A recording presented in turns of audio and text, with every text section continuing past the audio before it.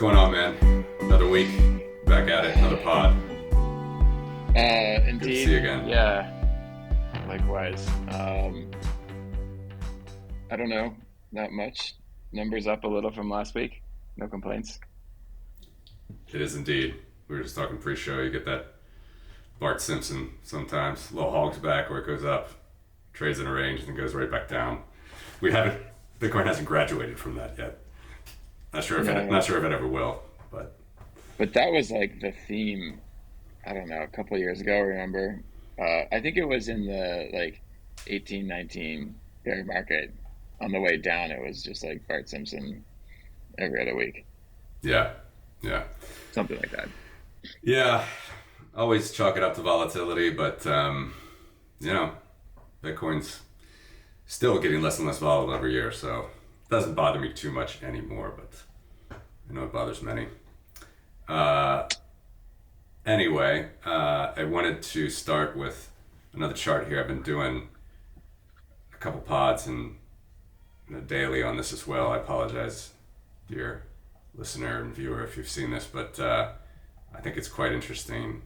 And, with all of the crazy happenings in Argentina with their new president, and as he was just recently sworn in, major slashing of the budget and just trying to cut down on all the economic havoc and corruption they've had there.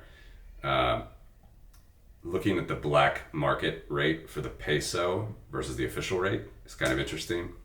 And as of just a couple days ago, they have devalued the peso again. So just zoom in here. Last couple years, you can see steady devaluation of the currency where, 5 years ago it was 20, 30, 40 pesos per dollar, and a big devaluation over the summer of this year. And then you can just see it spike. This is as of 2 days ago. Milei officially devalued the peso more than 50% to 800 pesos per dollar. And yet, we can compare that to the black market rate or the parallel rate. Add that on the screen here. It still hasn't caught it. So if you just look here throughout the last few years, it was generally 2 to 1. Look at the official right here, for example, in 2021, 100 pesos per dollar. That's the central bank rate. That's like where banks are going to have to basically deal with, account holders at 100 pesos to 1, but on the street, the black market, this is from Blue Dollar website, it was double, 200 to 1. And that accelerated here over the summer, and then it's been bouncing around since he has been elected. But even with his official devaluation, it's now 20, 30%. It's not as bad as it was, 50% or double, depending on which way you look at it, but 20, 30% devalued still. But here's the very interesting thing that I think people should be aware is even if you were like halfway across the world, if you were Argentinian and you didn't sort of know what to do online, or you weren't trading with cash on the ground, you couldn't hear what was going on, you could actually find another way to back into the black market rate. And that's if you take the price per Bitcoin on Binance in Argentinian pesos, which at the moment is something like 43 million pesos per Bitcoin. Divide that by doesn't matter which, you could use Binance as well, but basically the global rate in dollars, which everybody knows, so 40 some K dollars. These are dimensional analysis from high school. Cross out the BTC and you would get a pesos per dollar black market rate. So I've been looking into this with some currencies. It's pretty interesting. If you put in that number, it will show up here in orange, and it pretty much matches the black market rate. So I'll zoom in. Thought it was really interesting.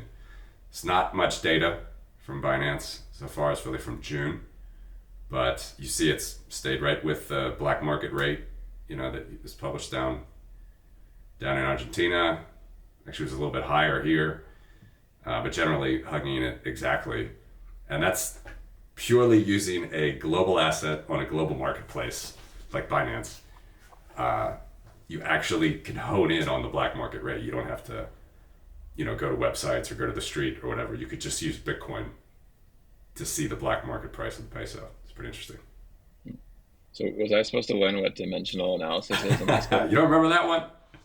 For some reason, I No. remember it. It's when you have like a numerator and a denominator, and you have a set of them, you could line them all up, cross out, get to the lowest common denominator. You can cross out, for example, the ones that overlap. So if it's pesos per BTC, and then dollars per BTC, you would switch those because we would want to divide. Basically, you cross out the BTC signs and you just divide pesos per BTC divided by dollars per BTC. Cross out the BTC signs and you will get dollars per peso. Excuse me, I do remember that. pesos per dollar. Pesos per dollar. Yeah. Yeah. So anyway, blue dollar is that I haven't heard of that. Yeah. It's just. There's lots of sites like that, but they just publish black market rates of the peso. Oh, Yeah. but based on what? The street. Word of mouth. What people are doing. Oh, It's a so huge like, cash economy there. People will buy real estate with cash. I've never been. I would like to go. same. Everybody I've met there has been very kind and great people, but they're definitely going through it right now. This is the most chicanery you can have in your economy is when you start to get into a hyperinflationary process. So they're going through it. They're trying to officially devalue to it, but we'll see. So what's the economic policy reason behind the devaluation? Just to get to reality, to show that the government Oh, recognizes it, understands it, and then on the fiscal side, you have to do something. You have to cut. You have to devalue the costs to government. So you'll have to cut back all of the fiscal side. But that, as Fernando told me, I was talking to him recently. He's like, yeah, that's always the easy part because he cut like half the ministries already within his first day with an executive order. But the hard part will be the monetary part. And I'm not sure if they'll walk that back or not. You know, he said he was gonna. He yeah. said he wanted to fully dollarize and close the Central Bank of Argentina. So that's a big promise, and there's a lot of. It can be a dangerous promise. There's a lot of political capital wrapped up in the central bank of any country. So but it's kind of interesting. It's interesting that he's actually trying, and I don't know necessarily the role Bitcoin will play other than showing nice, transparent graphs like this on what the actual valuation of the peso should be, just purely based on the Bitcoin price of the peso and the dollar. But even if they do stable coins or something else, that would be interesting. It would just be very interesting to see a government just that kind of realize that they can't do anything more. We've screwed up the economy enough and try to get Mm. back to sound principles. So What do you think of him? I am, cautiously optimistic. I think he's super principled. He's super smart. He knows all the theory. Me, I used to read a lot of that anarcho-capitalist stuff, and I was talking to some other friends of that ilk down in Brazil over the last couple of weeks, and since he's been sworn in. And it probably is the first time in the history of the planet that there is an actual anarcho-capitalist, like someone that just purely believes in the market, that has become the head of the state. And I actually said this on Marty Bent's pod, but one of the famous anarcho-capitalists, his name is Murray Rothbard. He kind of even coined the term. He would always write these not always, but he had articles that would say he really doubted that you could reform the system from within. So he's like, we kind of wanted this Superman, it's like dressed in the business suit by day, but then by night, he just rip off, and you see his anarcho-capitalist sort of, this logo and sign there, and he'd change everything. And he always thought that was just never going to happen because he'd be bought and paid for on the way up. And I think in the U.S. that's probably true. He did make one exception for Ron Paul. Like, he loved Ron Paul, and Ron Paul has certainly shown that he is like one of the most principled politicians. Quick aside, I remember in like the 90s there was a story about Ron Paul where Newt Gingrich was trying to whip the votes, and he would like get them all in a room. He'd just like, all right, every one of you but Ron is going to have to vote with us. Because he knew he had this nickname. He was a doctor. He had Dr. No, and they knew that they could not convince him to go with the party. So it was always interesting. But anyway, Ron Paul's but the only exception that someone like Murray Rothbard believed, and had he, would he be alive now? I think he would be encouraged, and I think it's very interesting what the potential with someone like that. I mean, he's well known by the populace, even if the kind of the view now is just that okay, Argentinians voted for him just in spite of maybe his radical views. It's just they didn't see a better choice. I think that's more of the mainstream way to spin him. I think he's like super smart, very principled, and I mean, I would love to see. Argentina might be that country that kind of has had enough political baggage as many other countries and been steered the wrong way for too long. Maybe he could actually make some amazing, like principled, market-based reforms. So I guess that's my view. Yeah. Well, it'll be interesting to see how it plays out. Um, I'm with you, cautiously optimistic. I'm also glad it's not like incubating where I live at the same time, Mm, right? Um, but yeah, what the hasn't worked. Like what they were trying, it wasn't working. So yeah, as is evidenced by this chart. So yeah, it's an interesting one to keep track of, and I think very, very interesting that you can basically back into that without going to any other market source. Like just look at the Bitcoin price on Binance in pesos. Do your dimensional analysis, not the analysis you mentioned, the calculator, and check. So, yeah, exactly. so we'll see how it goes for them. Wish them luck. Um, yeah, we don't have to do charts all day with this one, with this episode. So I don't know what No, it's else. interesting though. Yeah, what else is on your radar? Yeah, so one of the things I don't think I showed this much, although it's not a secret. Halo decided to split out our private sector privacy OSINT facing practice. And so that'll be official on January 1, but we started the process on October 1. So it's mostly done now. But in part, that's to really focus in on what we can do in privacy in the private sector. And it's unfortunate the options are diminished. So one of the challenges we're seeing is in the U.S., which has traditionally been one of the easiest places to accrue some kind of privacy moat around you because we just have a legal structure that still preserves privacy in some ways. But there's a new law that's going into place where every single company, LLC, S Corp, C Corp, the beneficial owner has to be declared to the government. And that's not the case right now on a state by state basis. Mm, And so many other countries have this. And in Europe, I think this is basically the rule in everywhere, as far as I'm aware. And so it means that there's no more Wyoming or Delaware or Nevada or New Mexico companies where you can use a nominee director or your attorney or hide as like a grantor or a benefactor. There's lots of different ways to hide your ownership interest. mm-hmm, And it's hide's not the right word, right? This is just protecting the privacy of someone behind a corporation. And there's a lot of reasons for that. Some mm-hmm, of it's generational. Some of it actually is privacy. Some of it is corporate veil. It's not all just like, hiding your assets. But they're doing away with that. And it's a money grab, right? They want to know, where the money is and if there's more to tax. That's the gist of it. And it's an anti-money laundering effort. That's always like a cloak that you can wear yep, and be a white knight when there's ulterior motives. But the challenge there is, right, so there's lots of people, including, myself and our clients, who use that to buy assets, typically residential properties, and then protect themselves from being in a, county property registry, where anyone can find out who lives somewhere. And I think it's a problem to be able to just look up where anyone lives.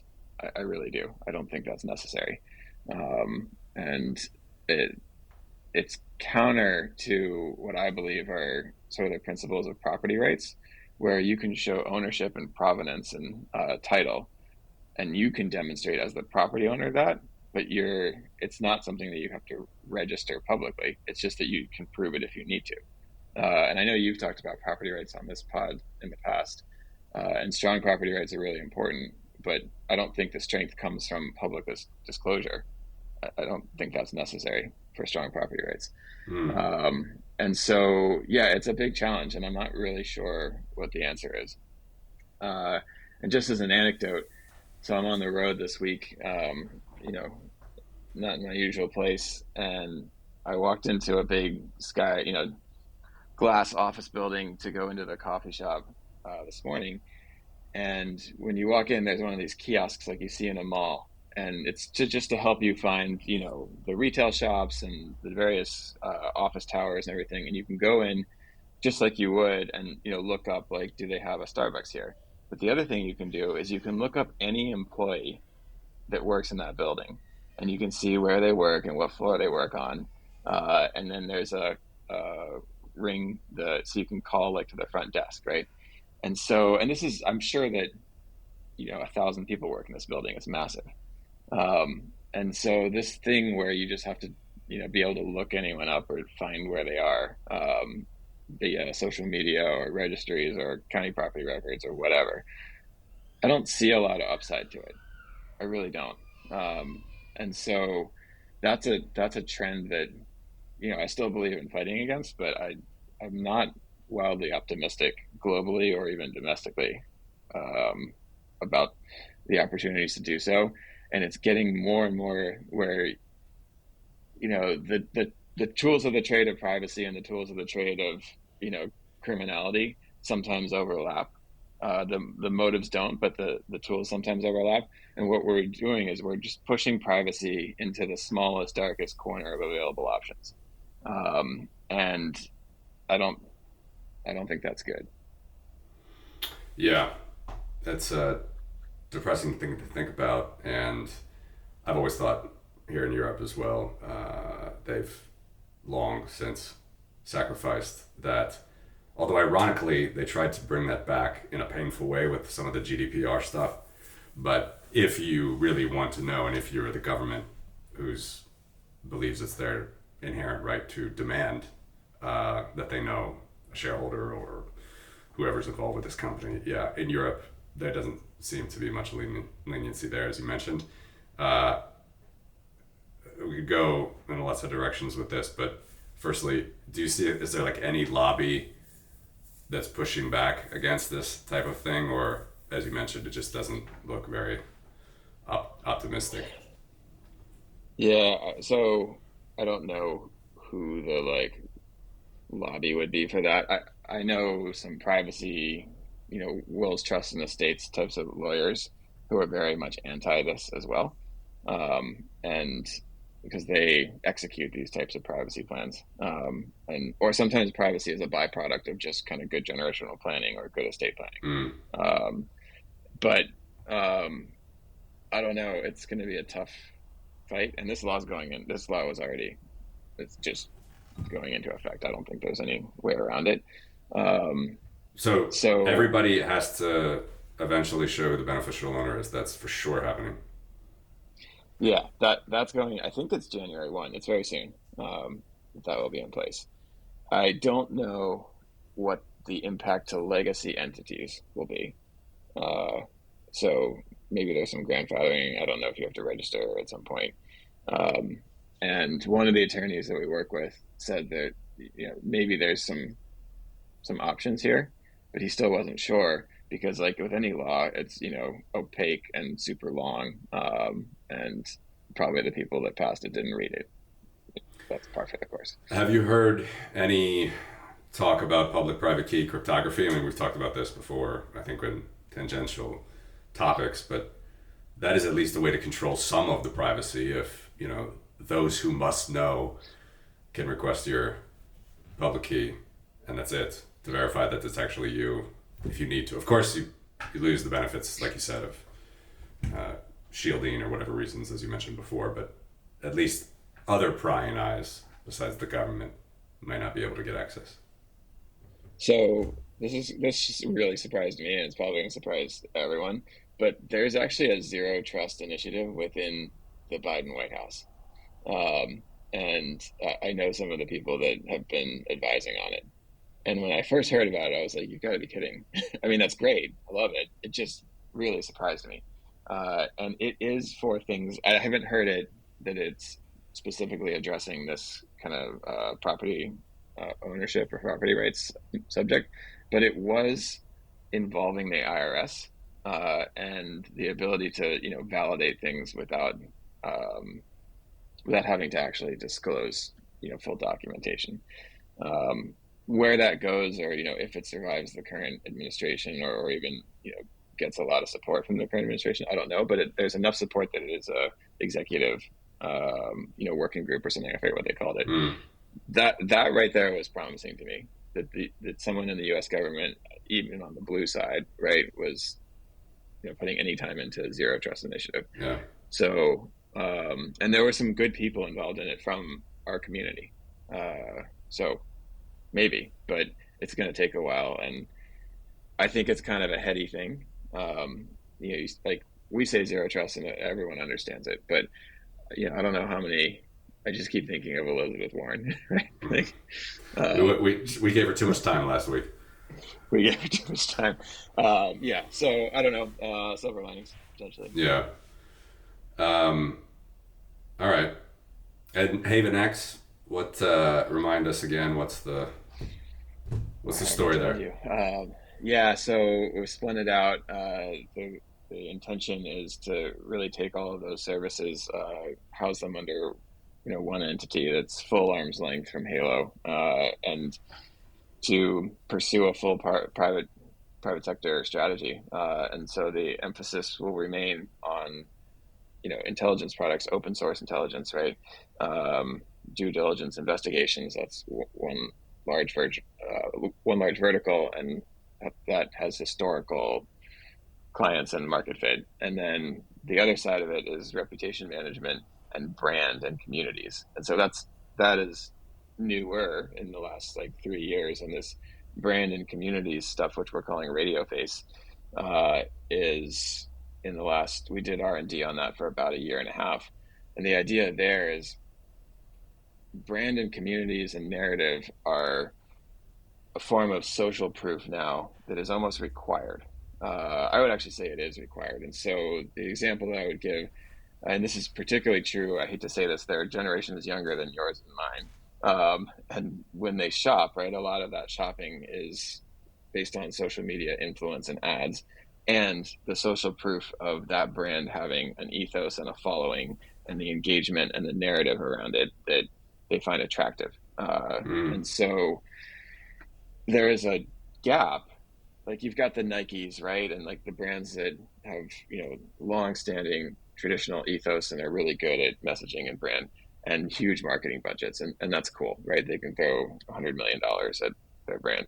But then there's a much bigger swath of companies or individuals that might have great products or are really good at their trade or whatever, but they haven't been able to figure out how to bridge the gap into social proof. And sometimes that happens organically, right? And that's amazing, but that's very hard to predict if you can't really build a business strategy around it. And so what we would say is if you have a brand, right, or you have an incumbent product, or you just want that social proof to be wrapped around, whatever your market is that you're trying to enter, then there's ways to cultivate that, and it's through outreach and engagement. And it's not like it's not a dark art. It's just playing the trade of community building in the digital world. And so we've proven that there are ways that are repeatable that you can do that. And so we're doing that very effectively now. And it's really cool to see some of these brands come to life. And I'll just give one what I think very interesting example without naming the client, but client is two doctors, and they're at the top of their trade in the medical world. But they're performing surgery very regularly. They're doctors, not social media people, and they have a company that has a product in their space. And it's a cool like product that is for the consumer, right? It's not like you don't sell it in doctors' offices; you sell it to consumers. Mm.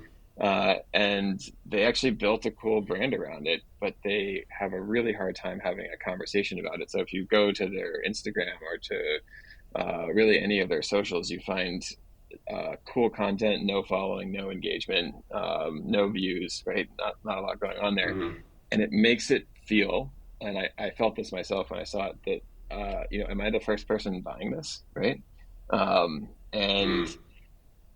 we're trying to bridge that gap to show that like the delta between actual sales and community engagement is, we can bridge that. We can make that more to parity.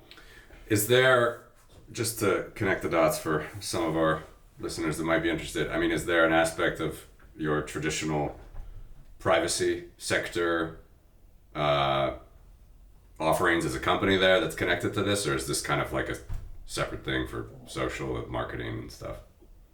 So it's an offshoot from the reputation work that we've done. And so if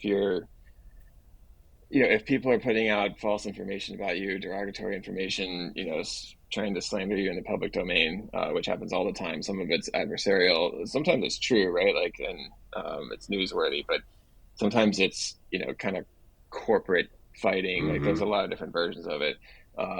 And so to balance out the malign information, you have to create a community, and really it's almost like a brand and a conversation with the true information, or at least when the other side, right, presenting the other side of the story. And so if you can do that with a narrative, or you can do that with a subject matter, our supposition was you could also do it with a brand. If you can get people to see both sides, or entertain multiple views, then we thought by extension maybe you can get people to click or download or buy merch or tickets, or whatever that economic end state is. And so we weren't sure, and that's why we did the R&D. And we had 18 months of successive data pointing up and to the right on all our metrics. And so based on that, we decided to ratify it as a product. Wow. It's been cool. But yeah, it's probably the most like benign, vanilla, corporate, normal of our products. But it's underpinned by kind of the quasi dark arts ethos of what we've always done. Yeah. Fascinating stuff. So, always reach out to Alec if you have any interest in something like that. Do you guys do work for individuals as well, or is it just corporate Yeah. entities?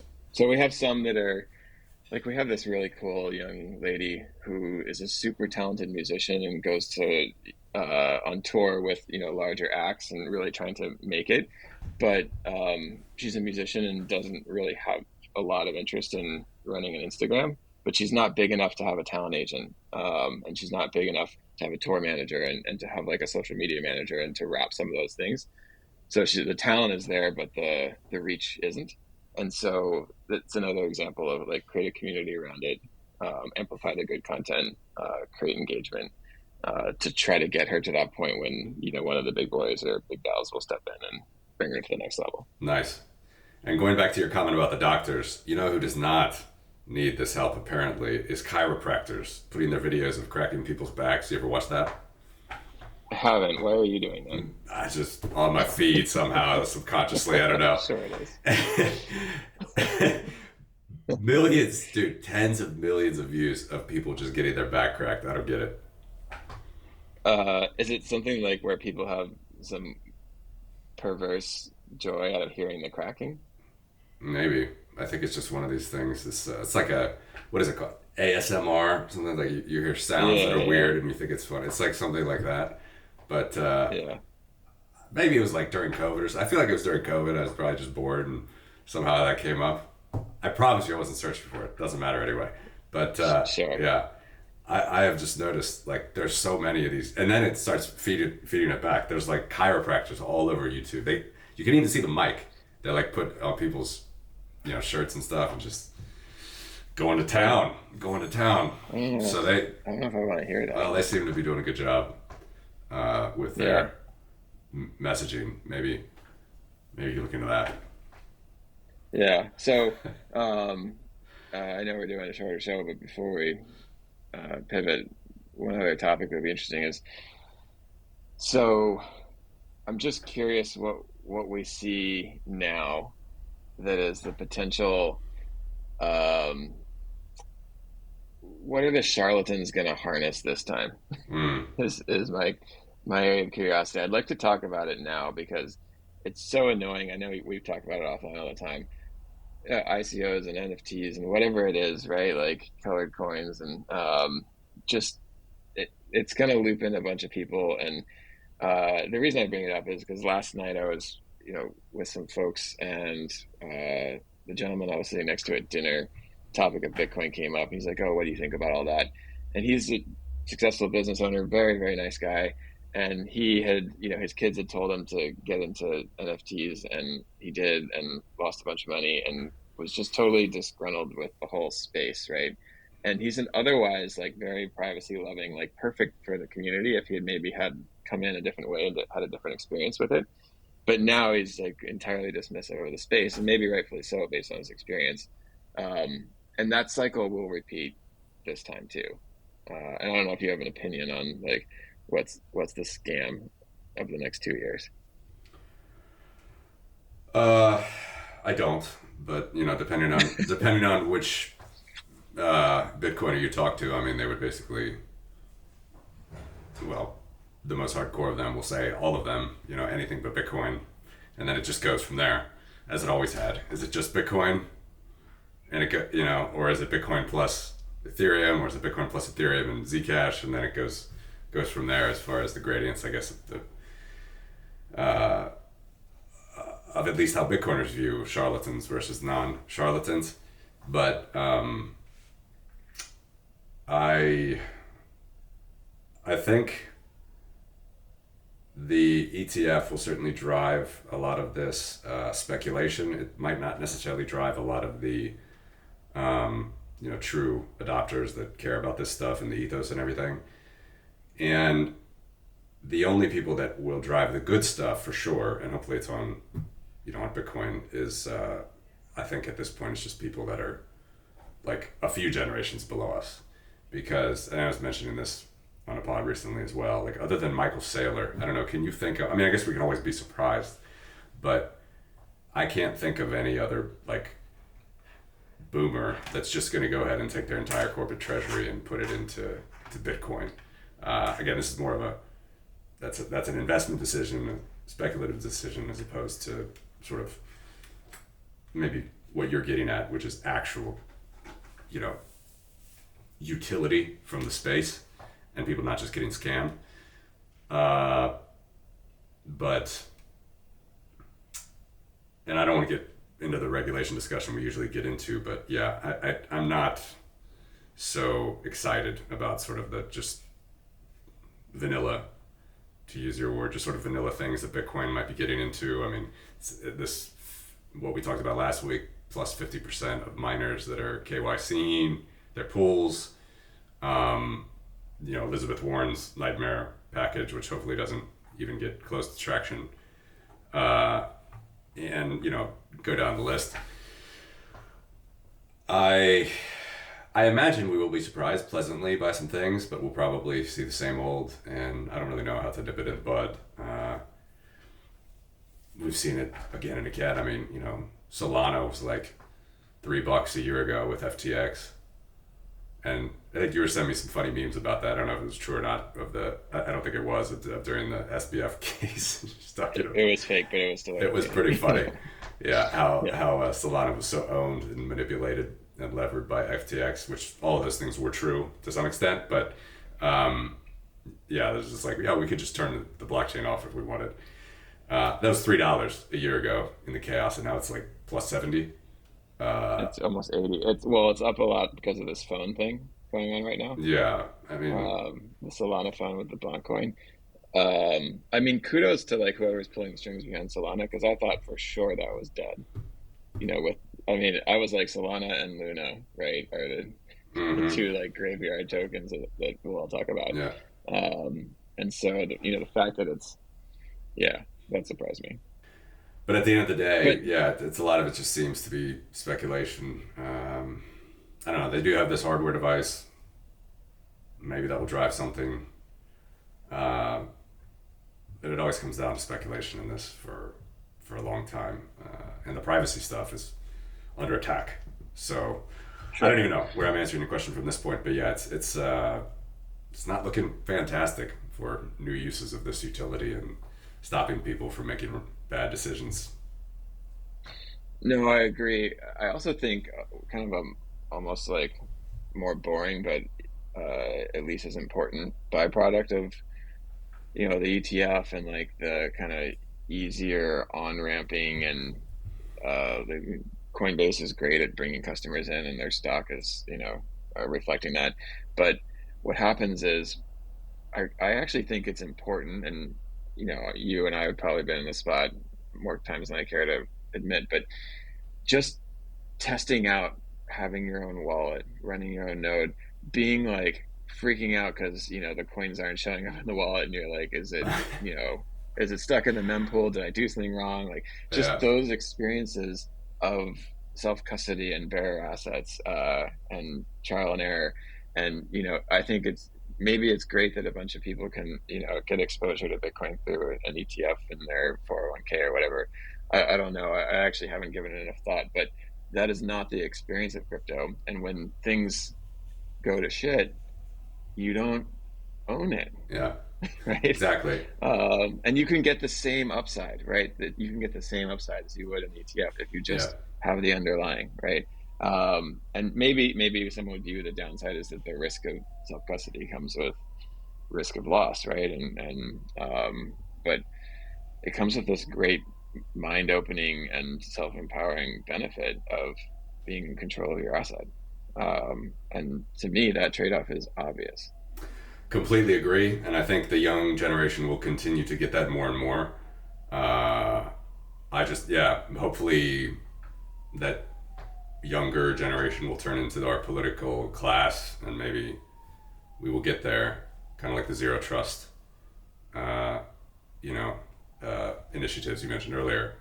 But um, I remember this funny quote from a trading chat I was in like years ago. And this was like during the bear of 2018, and this guy's like, "We are nowhere near to taking grandma's money yet." Or grandma losing her money yet, to losing her savings. Yeah. And that's true. It certainly happens in certain pockets, in certain people, in certain families, or something. None of which I think is a good thing. Uh, some of it may just be the natural hype cycle of things like this. It just happens, and so some of it's hard to avoid. But yeah, as far as the total paradigm shift, like why I started this show for sure, um, it seems clear to us, but it's going to take a long time. And actually, maybe we can close it on this one. Curious about your thoughts. It's more on the security side. I think it was a point of security. Marty told me one of the guests that he had on recently was maybe a boomer type, but he was prepared to and kind of fine with it. I think for security reasons, not just fear of loss, but he was prepared to move his coins from a multi-sig that he had set up into the ETF just because he'd get the exposure, and if anything happened, he could call his broker. That's an Elizabeth Warren type I'm not throwing that guy under the bus, but I'm saying that mentality is not the mentality that we certainly want to encourage. Yeah. And I get it. I get it I too. just, I get it. someone, Yeah, I want to be clear. I get this. I mean, this person's a uh, Bitcoiner. I understand. I get it. I really get it. well, and like I don't keep stock certificates in a safe in my office, Mm, right? mm. So, I'm doing the same thing in the Careful, kind of careful what you say. traditional. By the way, Well, I this is don't. no, but this is the other thing with security about Yeah, where do you keep yeah, it? Is safe in your office? But yeah, um, yeah. No, yeah, I do get that, and I don't know. I don't know what the answer there is, but yeah, it's going to be a lot easier to keep your exposure via an ETF for sure. And maybe the inverse will also be true. So we'll have some people come in, get exposure to the ETF, get excited because number go up, and then they're like, "Wait, what is this really?" Right? yeah. And have the reverse path. I don't know. Maybe that's just too optimistic. And I do personally think that the multi-sig thing will get even easier. And you always have to be careful here, but um, let's say I'm personally not opposed, and I think it might not be even a bad thing if you had to have like if we're talking pure security, like it might not be a bad thing where uh, let's just say at the point of a gun or something, if you had to send funds, you would have to go to a safe deposit box or something where like you would have to physically have some other, or a lawyer or some other individual that's facing the world that could understand if there's duress. This is just purely speaking from security. It might not be a bad thing. I mean, the Winklevi have as much as publicized that. And they even did that without multisig. They just did a shamir around banks across the U.S. And But isn't there a time delayed transaction signing script in Bitcoin yeah, I Core? believe that came with Taproot. I believe. I'm not sure Yeah, of all the details on it, but that's also very, very important. But how those I vaults are totally. set up, I'm not clear on all the details yet. Yeah, no, I was talking to someone who was writing some scripting on that, and it sounded like a good idea. This Mm, was a couple years ago, so maybe that was part of Taproot. I feel like I should know that. But yeah, and you can like distribute shards, and I do think that personal wallet security and distributed transaction signing mechanisms will the barrier to entry will be lower on those at yeah, some point, PSBT is for becoming sure. more and more common. Uh, Yeah, I'm optimistic on that. So yeah, I don't know. Don't carry your coins on your cell phone. Indeed, That start there, right? yeah. That's a good start.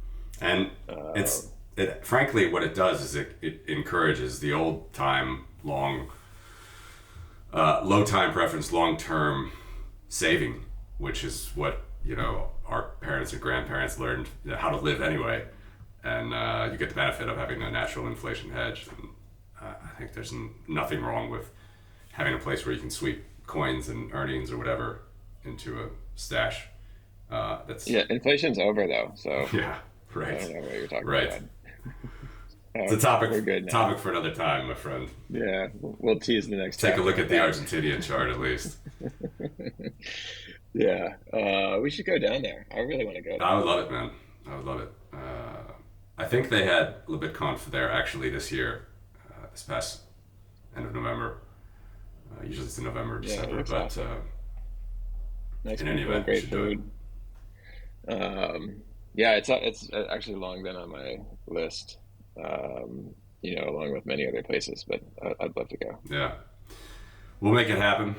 And yeah, in the meantime, good luck with all the Halo stuff. Sounds very exciting what you guys are doing.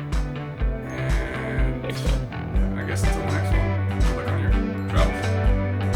Yeah, man. See you. Chat next All week. right, take care.